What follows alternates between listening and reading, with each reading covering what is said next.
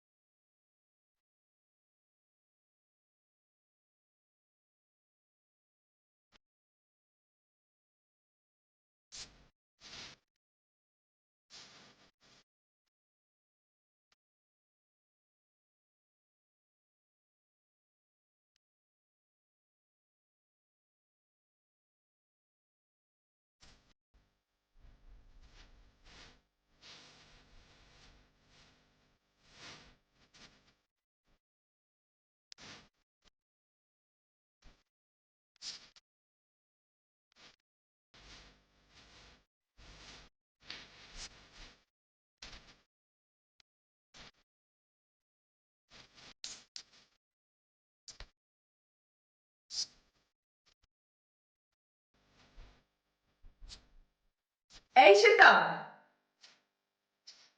কেমন আছিস? আরে দেবজানীদি, আজকে নাচলি তো? এরা কারা রে তোর সঙ্গে? এদের নাম কি? এই যে এদের নাম তো দেওয়া হয়নি। বন্ধু, অথচ বন্ধুর নাম নেই। আচ্ছা দাঁড়া, আমি তাহলে নাম দিই। আচ্ছা, গোলাপি আই লাভ ইউ লেখা যেটা, তার নাম হলো পিঙ্কু। বেস্ট উইশেস যেটা লেখা আছে ওটার নাম দিলাম আমি গবলু। গোলাপি জাস্ট ফর ইউ লেখাটার নাম হচ্ছে ভম্বল। আর অরেঞ্জটার নাম হচ্ছে কিউটি। রেডটার নাম হচ্ছে বিউটি। আর সব থেকে যেটা ছোট আছে ওটার নাম হচ্ছে চুটকু। ছুটকু। মনে থাকবে তো তোর? হ্যাঁ দেবজানীদি, খুব মনে থাকবে। তুমি তো জানো আমি ছোট্টবেলা থেকে নাচ করি, আর একবার কেউ নাচের স্টেপ দেখিয়ে দিলে সেটা আমি ভুলি না। আর তখন থেকে আমার মনে রাখার অভ্যেস হয়ে গেছে। কেউ একবার কিছু দেখিয়ে দিলে বা বলে দিলে সেটা আমি ভুলি না। চলো আমরা ঘরে বসে গল্প করি এই সমস্যা। নাচের কথা যখন বললি সেটা, মানে আমি তো জানি তুই ব্রিলিয়ান্ট নাচিস। তোর কি মনে হয় তোর সমসাময়িক তোকে নাচের টক্কর কে দিতে পারে? টক্কর কিনা জানি না, তবে যখন সোনার সংসারে আমরা সবাই নাচ করেছিলাম সবার মধ্যে আমার টুম্পার নাচ দারুণ লেগেছিল। আচ্ছা, টুম্পা, কথা হয় টুম্পার সঙ্গে? না রে, অনেকদিন কথা হয়নি। দাঁড়া, আমি দেখি ওকে ফোনে ধরতে পারি কি।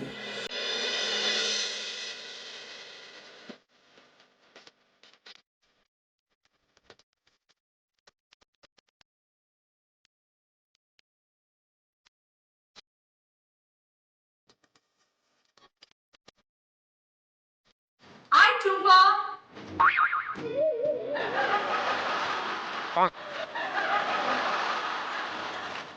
হ্যালো দেব দেবজানিদি, এখন তুমি ব্রেকফাস্ট করছো? আসলে কি হয়েছে বলতো, আমি ঘুমোতে এত ভালোবাসি, ঘুম ভাঙতে না অনেক দেরি হয়ে গেছে, মানে ঘুম থেকে উঠতে উঠতে। আর ঘুম থেকে উঠেই আমার যেটা ব্রেকফাস্ট ছাড়া একদমই চলে না, তাই ভাবলাম সবকিছুর আগে ব্রেকফাস্টটা সেরে ফেলি। আচ্ছা দেখো আমার সঙ্গে কে এসেছে।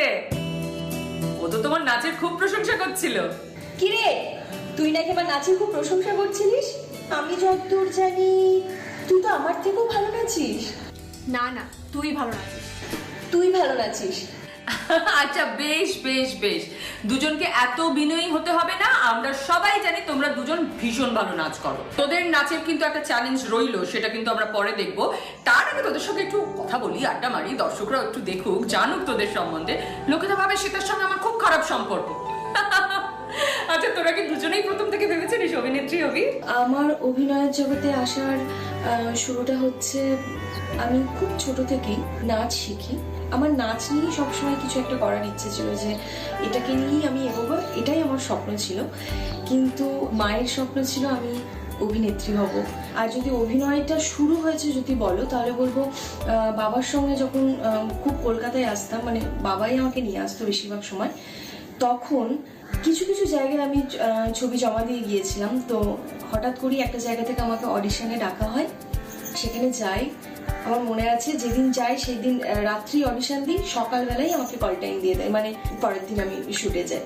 তারপর এইভাবেই জার্নিটা হয়ে আসছে। তো আজকে এখানে, মানে এই অবধি এখনো। দিদি, আমার ব্যাপারটা ওরই মতো। আমি কখনো ভাবিনি আমি অভিনেত্রী হবো, বরাবরই ভেবেছিলাম নাচ নিয়ে কিছু একটা করবো। আমি দেখেছি জানো তো দিদি, আমার বাবা মাকে আমার জন্য কষ্ট করতে। ছোটবেলায় আমার বাবা মা আমার জন্য অনেক কষ্ট করেছে। একবার আমি বাবা মা দোকানে গেছিলাম, জুতোর দোকানে জুতো কেনার জন্য।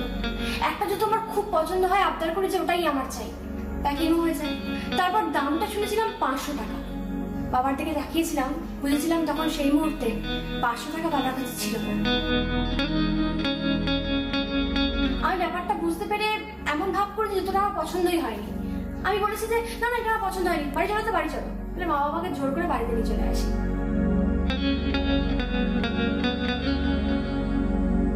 পরের দিন সকালে ঘুম ভাঙতেই আমি দেখি আমার বাবা আমার সেই পছন্দের জুতোটা আমার সামনে এনে হাজির করেছে।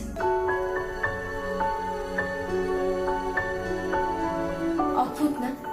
তখনই আমি প্রমিস করেছিলাম, মনে মনে স্থির করেছিলাম, আমাকে নিজেকে কিছু একটা হতেই হবে, কিছু একটা করতেই হবে আমাকে, যার জন্য এই সিচুয়েশনটা আর কখনো পুনরাবৃত্তি না ঘটে, আর কখনো যাতে আমার মা বাবাকে এই সিচুয়েশনটা ফেস না করতে হয়। তারপর ক্লাস 7 থেকে আমি নাচ শেখাতে শুরু করি। আমার প্রথম মাসে মাইনে ছিল 200 টাকা, আর সেই 200 টাকা দিয়ে আমি মা আর বাবার জন্য একটা ছোট উপহার এনেছিলাম। আর সেই উপহার আজও মা বাবার কাছে যত্ন করে রাখা আছে। তারপর তো ডান্স বাংলা ডান্স, একের পর এক সিরিয়ালের অফার পাওয়া, আমার জার্নি শুরু। প্রথম যখন সিরিয়ালের হোর্ডিং করে টলিগঞ্জ মেট্রোর সামনে, আমি থাকি দমদম ক্যান্টনমেন্টে, আর আমার বাবা প্রায় মাঝে মাঝে দমদম ক্যান্টনমেন্ট থেকে টলিগঞ্জ মেট্রো স্টেশনের সামনে যেতেন শুধুমাত্র আমার হোর্ডিংটা দেখার জন্য, আর দেখতেন, আনন্দে কাঁদতেন, আবার বাড়ি ফিরে আসতেন। এই অনুভূতিটা অন্যরকম দিদি, একদম অন্যরকম।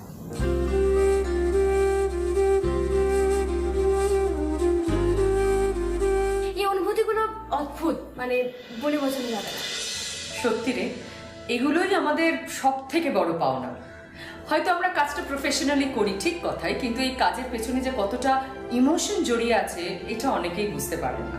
দেবজানিদি, তুমি ইমোশনাল মুহূর্তের কথা বললে না, তুমি জানো আমার প্রত্যেকটা সিরিয়ালেই নাচ থাকে। তো একটা সিরিয়ালে আমি থালার উপর নাচ করেছিলাম। আমরা যেরকম শো করি, শো কল মাচা, শো করতে গেছি, একজন বয়স্কা মহিলা তিনি এসে আমাকে বলেন যে মা, তুমি থালার উপর নাচ করেছিলে না, ওই নাচটা আজকে একটু করবে? আমি ধরুন ওনাকে বলেছি ঠাম্মি আমি তো আজকে থালা আনিনি, আমি একটা অন্য নাচ করবো। উনি বলেন ঠিক আছে, বলে উনি চলে যান। খানিকক্ষণ পরে ভিড় ঠেলে বয়স্কা মহিলা আবার আমার কাছে আসেন হাতে একটা থালা নিয়ে, এবং উনি আমাকে বলেন যে মা, এটা আমার খাবারের থালা, তুমি এটার উপর দাঁড়িয়ে নাচ করো। সেই মুহূর্তে আমার সারা গায়ে কাটা দিয়ে দিয়েছিল। আমি অবাক হয়ে গেছিলাম যে আমরা এত ভালোবাসা পেতে পারি। মানে একজন মহিলা, সে বয়স্কা মহিলা, সে থালা নিয়ে আসেন, যে থালায় তিনি ভাত খান, খাবার খান, সেই থালা নিয়ে আসেন, তার উপর আমি নাচবো। এটা অবিশ্বাস্য পুরো। ঠিক তাই, কিন্তু সেটা এই সম্মান যেন তোর একার সম্মান নয়।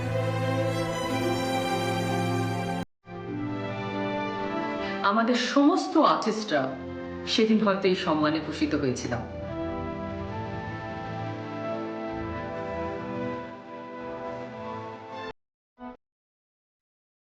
এবার একটু নাচটা দেখা। ঠিক আছে, চল।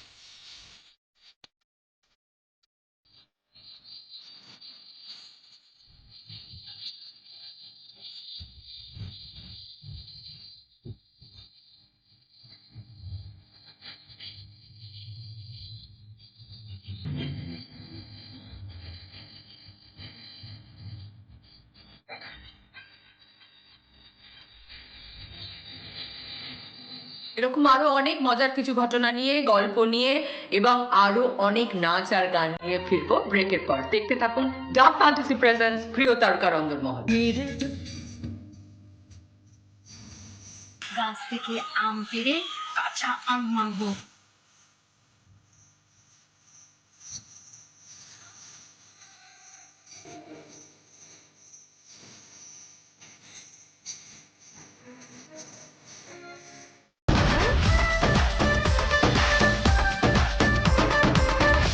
ফিরে এলাম ব্রেকের পর। আপনারা দেখছেন ডার্ক ফ্যান্টাসি প্রেজেন্স প্রিয় তারকার অন্দরমহল। এখন আমরা উঁকি মেরেছি টুম্পার অন্দরমহল। দেখছি ও আঁকছে। এই টুম্পা, কি আঁকছো? এই বাহ, দারুণ হয়েছে তো।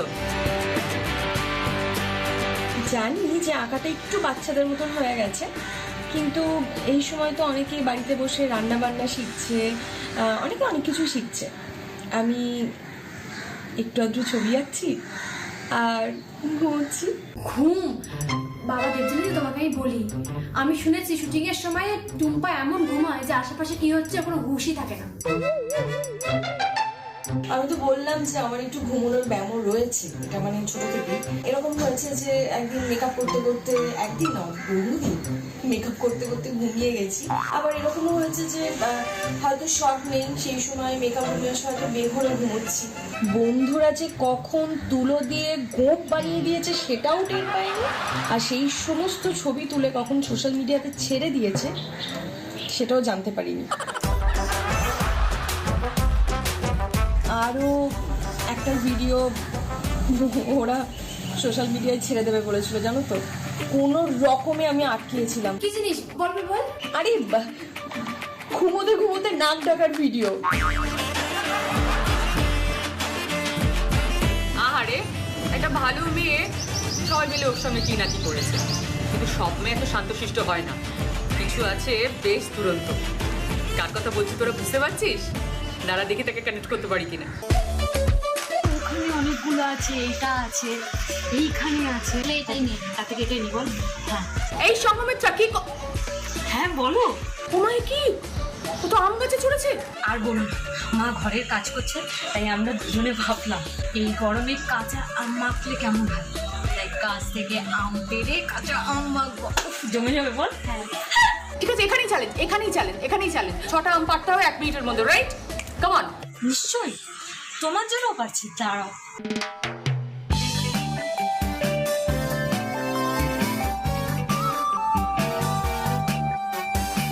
চুলের নুটি ফেলো গুটি করে নিচে, মিঠে আঙুলে রাখো পেয়ালা পিরিচে, আমি তো ভেগে যাই বাথরুমে জেগে যাই।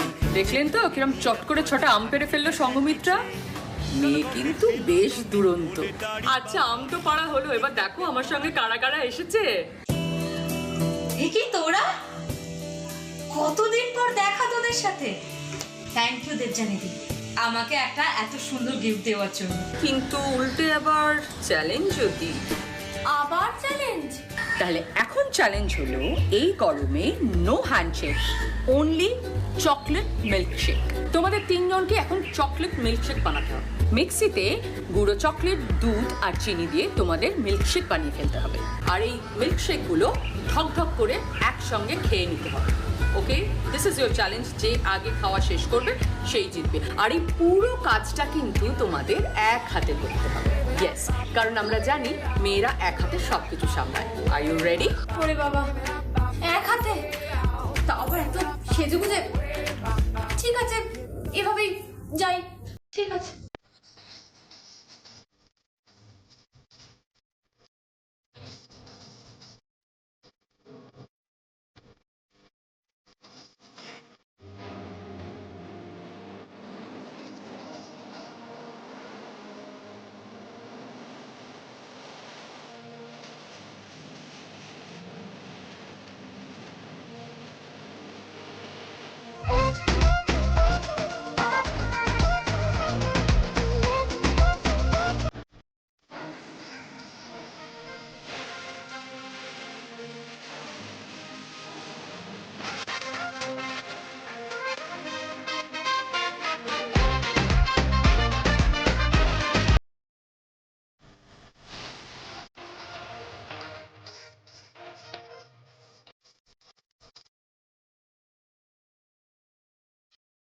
এই সেটা সকালে তো খাওয়া শেষ হয়ে গেল, তুই তো এখনো খেয়ে চলেছিস।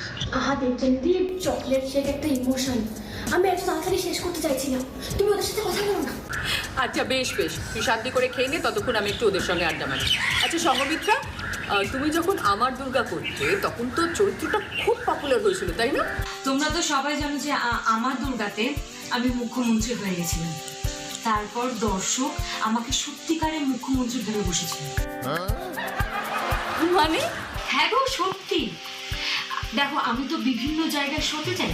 এরকমও হয়েছে যে আমাকে কিছু মানুষ এসে বলছেন যে দিদি, আমরা তো শুনেছি যে কলকাতায় মেট্রো আছে, তাহলে দিদি আপনি এক কাজ করুন, আমাদের এখানে একটা মেট্রোর ব্যবস্থা করে দিন না, তাহলে আমাদের খুব সুবিধে হয়, আমরা খুব সহজে কাজে যেতে পারবো। হ্যাঁ, এটাই হয় আসলে, মানুষ না আমাদের চরিত্রগুলোর সঙ্গে ভীষণভাবে একাত্ম হয়ে যায়। আচ্ছা, আমার খাওয়া শেষ। এই তো, সে তার খাওয়া শেষ হয়ে গেছে। তাহলে রেডি হয়ে নে, তোর আর টুম্পার নাচের চ্যালেঞ্জ দেখার জন্য দর্শক কিন্তু উদ্গ্রীব হয়ে রয়েছে। তবে আমি কানের দুল দুটো খুলে ফেলি, আমার খুব কষ্ট হচ্ছে, পরে আবার খুলে ফেলি। এখন খুলে ফেলি, হ্যাঁ? বলো তেজেন্দ্রি, কোন গানে নাচতে হবে? কোন গান? আহা, বলো কোন কোন গান।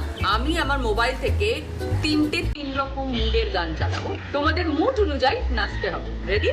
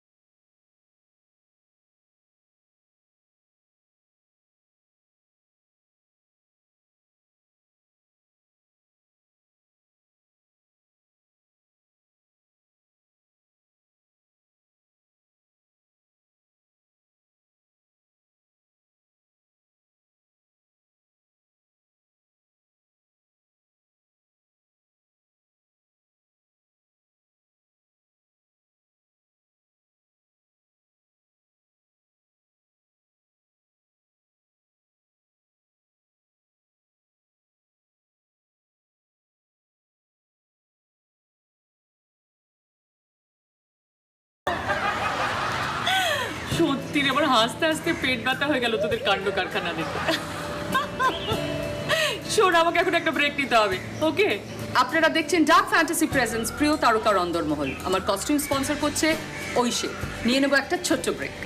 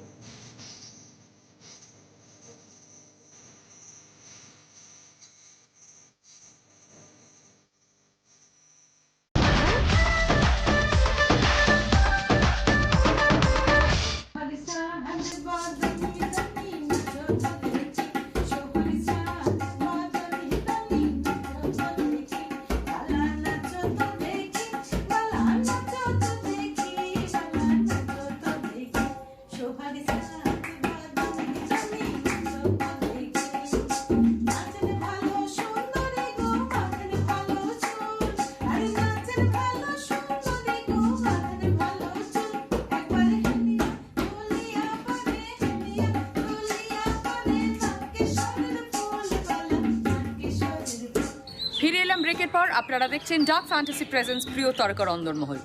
আপনারা দেখলেন কি সুন্দর গান গেয়ে আর তবলা বাজিয়ে আমাদের সকলকে এন্টারটেইন করলো সে তার বাবা আর মা। তবে আমি একটা অন্য জিনিস চাই। তুমি আবার কি চাও? আমাদের শো কিন্তু শেষ হতে চললো, বেশি সময় নেই। তবে ভালোই তো, আজ না হয় শেষটা একটু অন্যরকম হোক। দেবযানী দি, আমি কিন্তু জড়োয়া ঝুমকোটা দেখেছিলাম, তুমি আর শ্বেতা একসাথে নাচ করেছিলে। আজ কম্পিটিশন নয়, মজা করে আনন্দ করে নেচে আজকের এপিসোডটা না হয় আমরা এভাবেই শেষ করি। যাক, বাচ্চা বাচ্চা মেয়েরা রিকোয়েস্ট করছে, একটু চেষ্টা করে দেখি। চল শ্বেতা।